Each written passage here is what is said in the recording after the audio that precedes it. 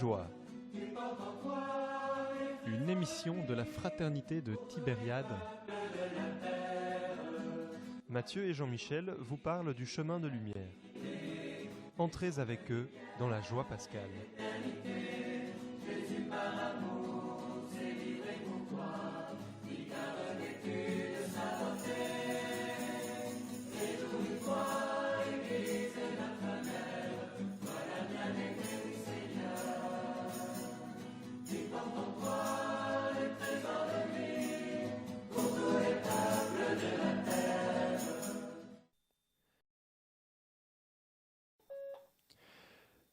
Bonsoir à toutes et à tous et bienvenue sur l'émission Paix et Joie, une émission de la Fraternité de Tibériade.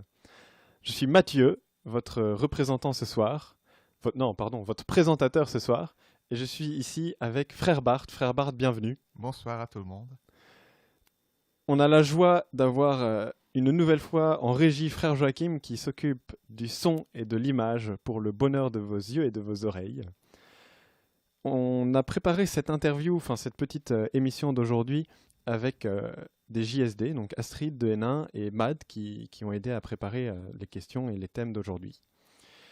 Donc aujourd'hui, on commence par ce premier épisode, on va dire l'émission Paix et Joie.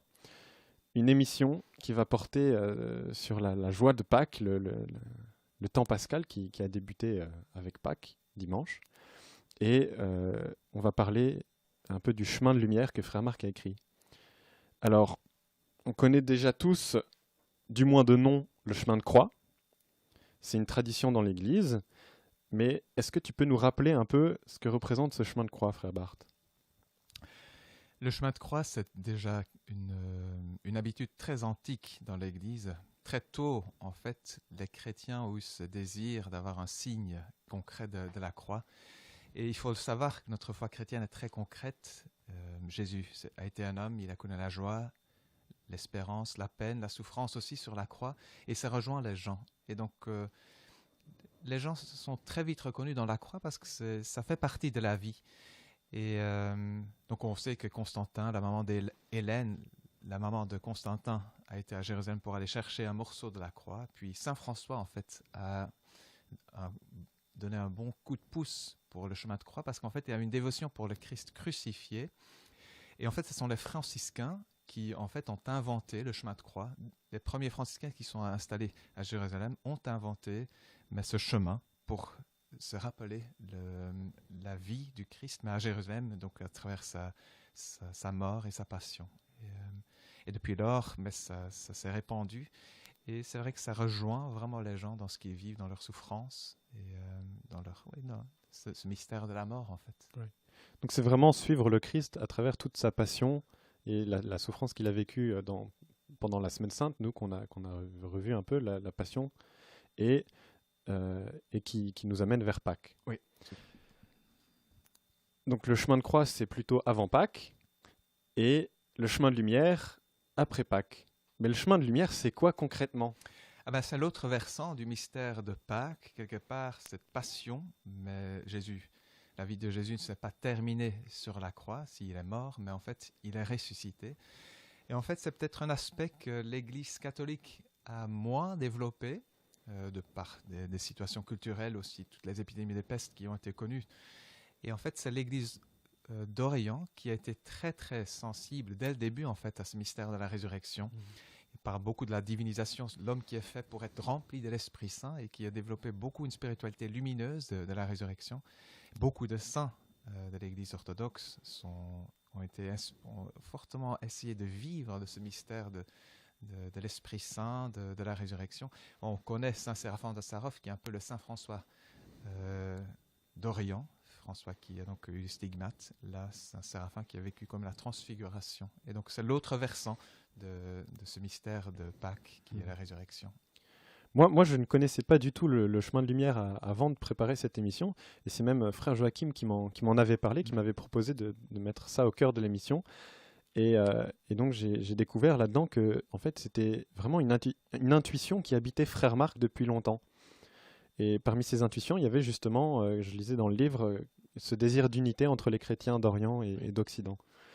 Aussi, il parle de torches dans la nuit d'une lumière pour voir et avancer. Donc ce chemin de lumière, c'est vraiment un moyen pour nous d'avancer et d'avoir vraiment cette lumière pour nous guider sur un chemin. Il y avait aussi un désir, une idée d'église missionnaire, avec pas mal de petites invitations à la mission, et il disait une phrase, je trouvais ça rigolo: évangéliser, c'est une question d'amour, mais pas une stratégie. Ça veut dire quoi, ça? Évangéliser, c'est une question d'amour, mais pas de stratégie. Mais au fond, c'est aimer. Qu'est-ce que c'est aimer? C'est vouloir le bien d'une personne, en fait. Et on ne peut pas aimer avec des stratégies, des calculs. C'est vouloir le bien d'une personne. C'est vouloir qu'il vive, qu'il ne meure pas, qu'il puisse vraiment être dans une vie pleine. Et donc c'est pour ça qu'évangéliser, c'est aimer. C'est une histoire de cœur, c'est pas une histoire de quantité, d'efficacité. C'est une histoire de profondeur, en fait. Et on sent très bien, l'homme a besoin de la profondeur, de se sentir aimé, d'être aimé, de pouvoir aimer.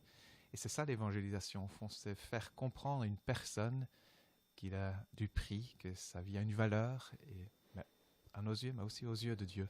C'est pour ça que l'évangéliser, c'est une histoire d'amour.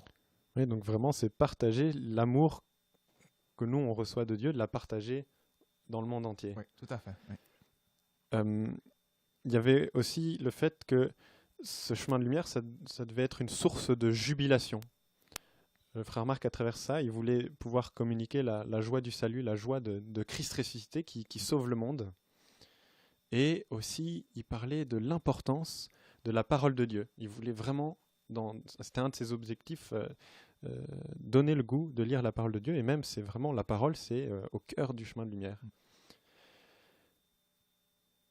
Et il y a une place toute particulière pour l'Esprit Saint dans ce que propose frère Marc à travers le chemin de lumière. Et il y a une raison. On en découvre certains aspects en lisant les textes qui suivent la résurrection. Par exemple, moi j'ai relevé deux choses. Jésus souffle sur ses disciples pour leur donner l'Esprit Saint. L'Esprit Saint descend sur ses disciples à la Pentecôte. Ça, c'est les deux éléments que j'ai relevés. Mais pourquoi est-ce que pourquoi vouloir l'Esprit Saint? Pourquoi à tout prix désirer tant l'Esprit Saint? Mais je pense que c'est lié au cœur de notre foi chrétienne. Au fond, c'est vivre comme le Christ. Et si c'est une morale, mais ça peut être quelque chose de très dur, parce que qui peut moralement atteindre la vie du Christ? C'est nécessairement un don de Dieu. Et c'est pour ça que vivre dans l'Esprit Saint, c'est être mendiant de l'Esprit Saint. C'est vraiment fondamental. C'est pas notre vie, une vie sublime, héroïque qu'on doit vivre. C'est vraiment essayer de s'ouvrir à la vie de Dieu pour la partager dans le monde. Et je pense que c'est quelque chose que frère Marc a très tôt expérimenté. Il dit souvent qu'il est un pauvre. Et voilà, on sait qu'il n'avait pas eu facile pour les études. Il n'a pas fait, même pour ses études au séminaire de théologie, il a eu très difficile. Mais ce qui me touche toujours quand il parle, c'est qu'il parle de l'abondance du cœur, en fait. Il fait toujours les yeux fermés avec sa main bien typique. Et en fait, ça me touche toujours très, très fort, c'est de sentir ce feu. À la fois, il se sent pauvre, mais on sent qu'il y a un feu dans son cœur. Et je pense que c'est une expérience qu'il a fait lui-même, c'est que cette pauvreté, si on la laisse traverser par l'Esprit Saint, mais il y a des belles choses qui passent. Et ce que je trouve toujours très beau, c'est que tout le monde comprend, frère Marc. Et pour moi, c'est un signe, vraiment, l'Esprit Saint, c'est que il y a des paroles qui touchent les cœurs. Et puis peut-être c'est une grâce qu'on doit demander aussi, de pouvoir nous laisser traverser par l'Esprit Saint pour laisser parler notre cœur, en fait. Si la mission est une histoire d'amour, mais c'est aussi une histoire du cœur, mais au plus profond où l'Esprit Saint est là, donc où il parle.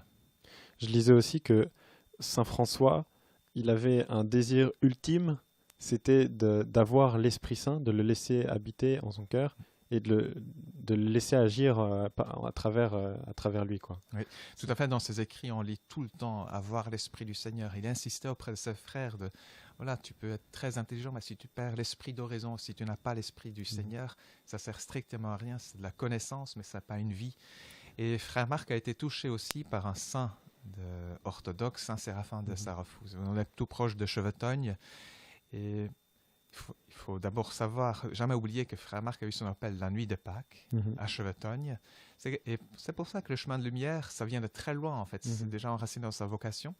Et puis le père spirituel, le père Gabriel, qui l'a accompagné, lui a donné un jour donc, à découvrir le Saint Séraphin et Saint Silouane, qui sont deux saints, Saint Séraphin qui parle de l'acquisition de l'Esprit Saint comme but de la vie chrétienne, et Saint Silouane qui parle aussi beaucoup de l'Esprit Saint, l'humilité comme porte ouverte à l'Esprit Saint.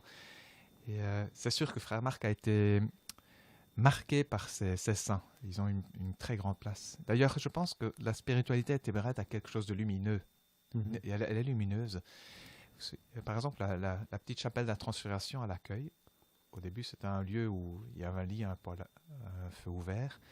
Et ce père Gabriel avait dit, Frère Marc, tu as donné la plus belle pièce au Seigneur. Et il a fait, donc il a transformé ce lieu en chapelle de la Transfiguration. De nouveau, ce mystère de lumière.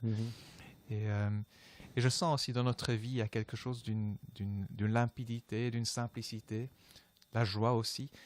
Mais je pense un peu des marques du passage de l'Esprit Saint quelque part, une simplification qui fait jaillir cette étincelle de joie au fond du cœur. On a appelé l'émission Paix et Joie, c'est pas anodin. En fait, moi, je me suis dit, mais tiens, il faudrait un nom à l'émission. J'ai posté un message sur le groupe avec les JSD avec lesquels on prépare l'émission. Puis tout de suite, il y a Madeleine qui m'a répondu Paix et Joie. Je dis, mais ouais, c'est une idée géniale. Paix et Joie, c'est vraiment le message de Tibériade, pas que de Tibériade, parce que c'est d'abord Jésus qui dit à ses disciples, vous apporterez la paix dans toute maison où vous irez. Enfin, je transforme un peu les... Tout à fait, oui. D'ailleurs aussi, Saint Séraphin dit, acquiert la paix, et des milliers autour de toi trouveront la paix. Et c'est aussi le saint de la joie quelque part. Il est comme un enfant en fait. Et c'est très beau, c'est vrai que c'est beau. Ouais. Le chemin de lumière, c'est aussi un outil que Frère Marc a voulu offrir à l'Église. Il avait parmi les objectifs de donner le goût de la lecture de la parole de Dieu, parce que vraiment la parole de Dieu, c'est au cœur de la vie des chrétiens. Mais pourquoi est-ce que vraiment c'est si important de lire la parole de Dieu? Pas seulement de la lire, mais aussi de la méditer et de la prier. Mais peut-être ça rejoint ce que tu disais tout à l'heure avec Saint François qui insistait auprès de ses frères d'avoir l'Esprit du Seigneur. Et au fond, de quoi est-ce que je laisse habiter mon monde intérieur? Qu'est-ce qui habite mon cœur? Et parce que voilà, dans notre cœur peuvent habiter l'angoisse, le doute, la peur, la désespérance. Mais on peut faire habiter son cœur aussi par les fruits de l'Esprit Saint, qui sont la douceur, la bonté, la confiance. Et en fait, il y en a 9. Mais... Tout à fait. Maîtrise de soi, la bienveillance. On les connaît tous. Hein. Mais je veux dire, en fait, c'est pas seulement accueillir, c'est aussi ouvrir son cœur. Vraiment, parfois c'est un travail. Parfois ça m'arrive, parfois quand on a un moment plus difficile, c'est que où vraiment te dis, mais non, je ne vais pas me laisser habiter par ça, et tu commences la louange. Et la parole de Dieu, pourquoi c'est important? Parce qu'en fait, c'est la parole inspirée justement par l'Esprit Saint, et qui peut vraiment chasser ces ténèbres de nos cœurs, et de laisser habiter en fait son cœur par des paroles qui donnent vie.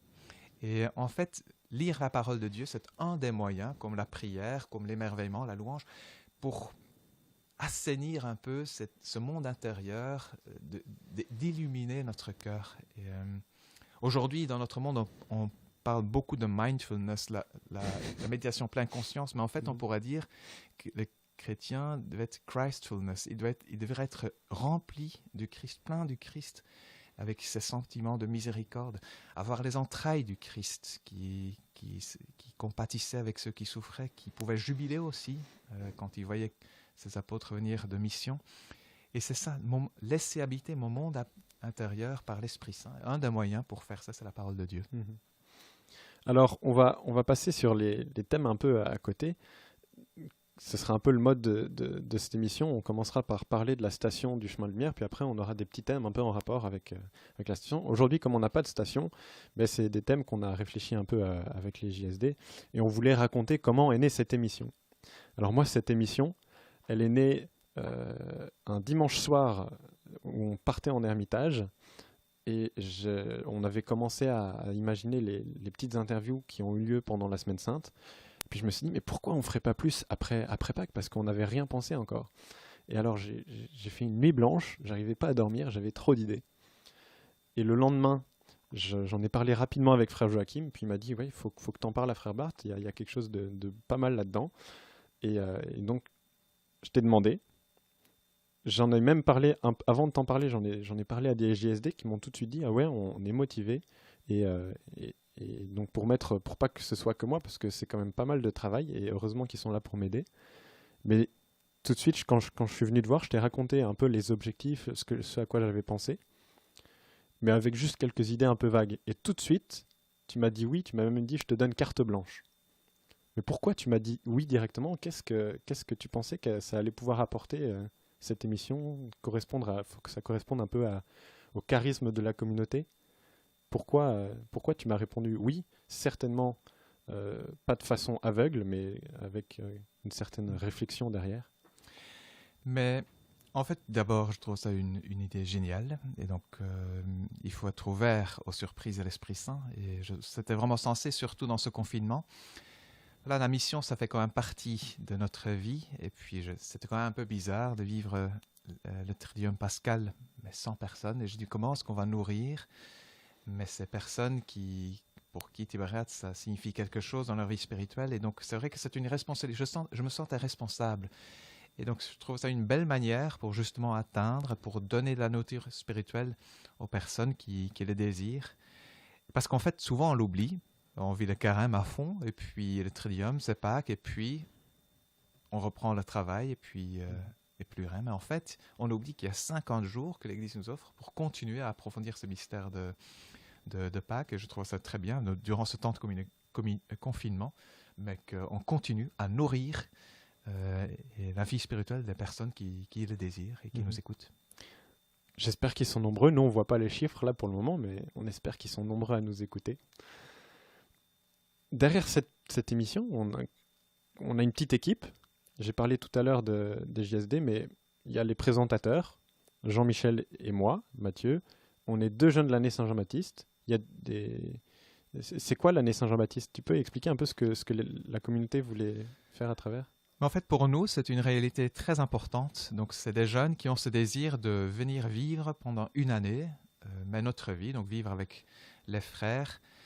Et c'est quoi le but de cette année? C'est d'approfondir d'abord sa vie spirituelle, vraiment de grandir, donner une année, mais pour grandir dans la foi.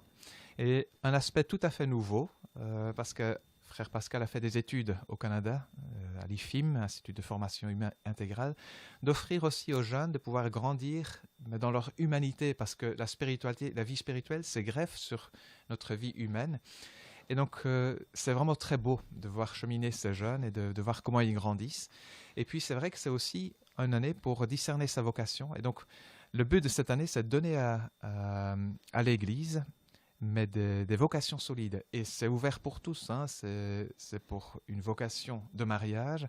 Mais pour ça, il faut être humainement fort aussi, nourrir spirituellement pour une vocation de vie religieuse ou sacerdotale.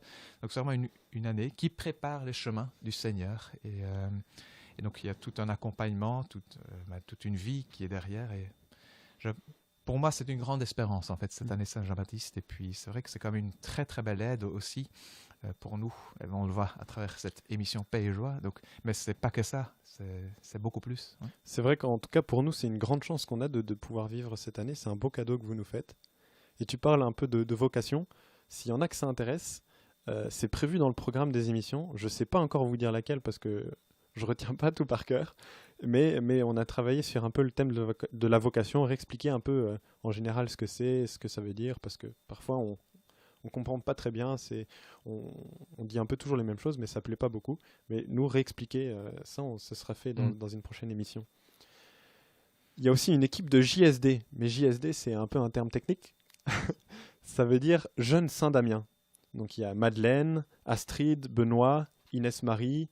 Je pense pour le moment il n'y a que cela, c'est déjà énorme. Peut-être qu'il y en aura d'autres qui viendront nous aider après et qui nous aident. Donc ces jeunes Saint-Damien, ils nous aident à préparer les émissions et à gérer un peu la page Facebook. Mais c'est quoi concrètement les JSD? Alors les JSD, Jeunes Saint-Damien, c'est un groupe qui existe déjà depuis longtemps. presque une trentaine d'années. Et en fait, comment ce groupe est né? C'est des jeunes qui fréquentaient régulièrement la communauté. Et donc, en fait, Frère Marc observait que ces jeunes étaient désireux vraiment de devenir apôtres parmi les jeunes. Et il dit il faut les réunir. Il a fait un pèlerinage à Rome.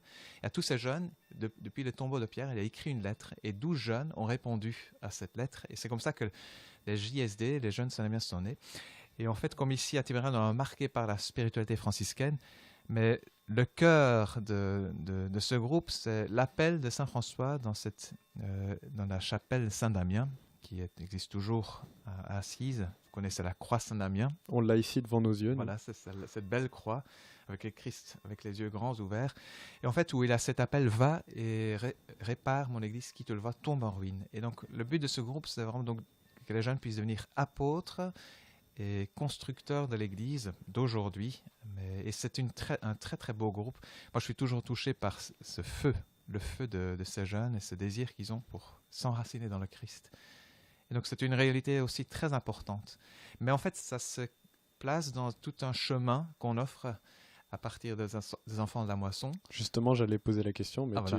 tu le lances. Vas-y. Au fond, c'est tout un cheminement, parce que devenir apôtre, mais ça commence très tôt et c'est pour toute la vie. Et donc, ici à Tibériade, donc ça commence avec les enfants de la moisson, de 6 à 12 ans. Puis, c'est un peu où ils ont des jeux, mais aussi des temps de prière, des catéchèses. C'est une journée, le samedi, une fois par mois à peu près. Puis aussi les semeurs d'évangile, c'est pour les adolescents, c'est plus sportif, plus interactif parce que c'est lié à l'âge, puis les JSD, puis aussi les familles prophétiques, parfois on ne le sait pas, mais aussi tout un groupe de familles qui est ouvert. Donc il y a des familles prophétiques qui sont engagées, donc qui ont 2 week-ends par année proches de la communauté, puis qui participent aussi à plusieurs activités. Et puis aussi les journées des familles qui sont aussi à peu près une fois par mois, où c'est vraiment d'aider les familles dans l'éducation de leurs enfants, dans leur vie de couple, mais pour aussi que ces familles soient vraiment des petites églises domestiques. Donc en fait, on offre tout un chemin en fait pour grandir dans la foi tout au long de la vie. C'est de A à Z, quoi. Presque. Parce que voilà, peut-être dans quelques années viendra le groupe des seniors, on ne sait pas encore le nom, mais c'est vrai qu'on grandit aussi avec les gens qui viennent. Hein. Ouais. Et donc, tu parlais tout à l'heure, ça m'a frappé quand tu parlais des JSD et de l'appel de Saint François. En fait, c'est les JSD, moi je le vois aussi un peu comme un moyen d'apprendre à répondre à l'appel de Dieu. Dieu, on est tous appelés par Dieu à quelque chose. Il faut savoir entendre cet appel. Et puis, le plus dur parfois, c'est aussi d'y répondre. Dire oui à cet appel, je te suis, guide-moi. Tout à fait. Répondre à cet appel, c'est un saut. Mais pas un saut dans le vide, mais c'est un saut dans la confiance. Au fond, hein, c'est pour toute vocation, c'est oser miser sa vie sur la parole du Christ. Et c'est impressionnant, mais que c'est beau. Et là, on goûte la vérité de cette parole et que Jésus dit vrai. Merci beaucoup, frère Barth. C'est un peu abrupt comme fin, mais on a entendu la cloche sonner. D'ailleurs, je pense qu'elle sonne un peu en retard, je ne sais pas. Oui. Mais voilà, on arrive à la fin de cette émission. On a répondu à toutes les questions que j'avais écrites, c'est magnifique. Demain, l'émission continue à 20h30. Ce sera sur les femmes au tombeau. C'est la première station du chemin de lumière. Et ce sera moi qui vais poser des questions à frère Benoît Joseph sur justement les femmes au tombeau et plein d'autres petits thèmes très intéressants, je vous garantis. Tout de suite, on va voir les complis à 21h, là dans 5 minutes. Et demain, il y aura, on continue de mettre sur Facebook les offices en live, donc c'est un peu chez les sœurs et un peu chez les frères. À 7h30, les laudes, le milieu du jour à midi, et la messe à 17h. Je pense que c'est tout. On va s'arrêter là. Frère Barth, merci encore beaucoup pour tes... Et merci à toi, Mathieu, et puis aussi à Matt et Astrid, et toute l'équipe, la JSD qui est derrière. C'est magnifique. Continuez comme ça, et que le Seigneur vous bénisse, et tous ceux qui nous écoutent aussi. Paix et joie. Paix et joie. Merci, frère Barth. Bonne soirée à tous.